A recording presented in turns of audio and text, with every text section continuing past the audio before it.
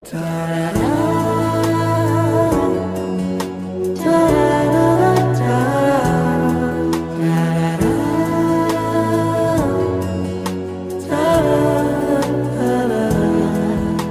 စ်ဆုံးလေးတို့ပြန်တွေ့မယ်ပြောထားတယ်ဒူလန်ငယ်ရတာလေးတွေမထားဖို့ကွယ်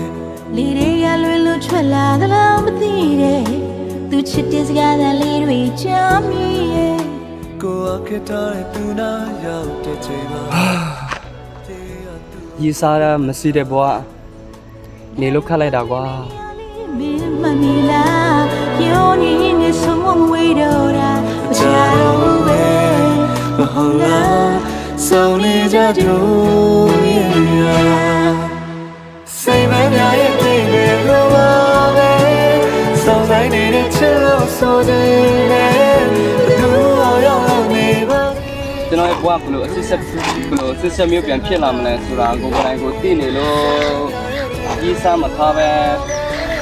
ကြောက်တဲ့အဖြစ်ပြန်ပြီးတော့နေခဲ့ရတာ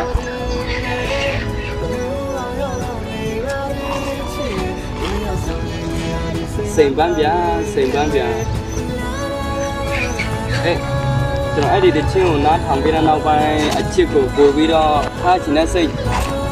ကိုပေါ်လာတယ်ပေါ့နော်စိန်ပန်းပြန်တဲ့ချင်းကအရန်ကိုအစွမ်းထက်တယ်အရန်လည်းတဘောကြတယ်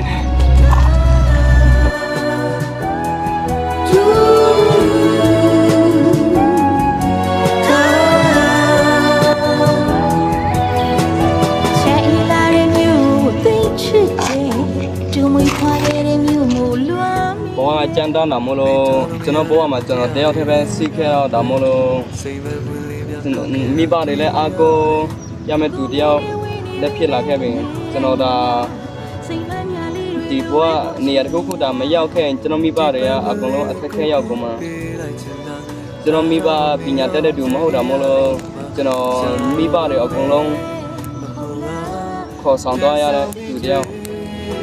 ဒီဘဝကိုကျွန်တော်ခက်ကြမ်းကြမ်းနဲ့ကျွန်တော်ရှောက်တော့မှာအဲ့ဒါကြောင့်မလို့စမဆွေတော့လဲโอเคတူစားကြမယ် bro ဒုနီယာဆုံးနေနေဟာဒီစိတ်မများရဲ့လေစိတ်မများရဲ့ပြေလို့ပါပဲဆောင်းတိုင်းနေတဲ့ချစ်လို့ဆိုတယ်လူအောင်ရောက်နေပါလေချစ်ဒုနီယာဆုံးနေနေဟာဒီစိတ်မများရဲ့လေကဲရန်ကြတော့ကျွန်တော်ဘဝမှာဆိုရင်ကျွန်တော်ကရုပ်ရှင်လောကထဲမှာပဲကျွန်တော်ပြရရရှင်တယ်အဲ့ဒါတော့မလို့ကျွန်တော်အိမ်မှာနေတဲ့ဝါဒနာတွေနဲ့အဝေးလိုနေတယ်ဆိုတော့ကျွန်တော်မဖြစ်နိုင်သေးဘူး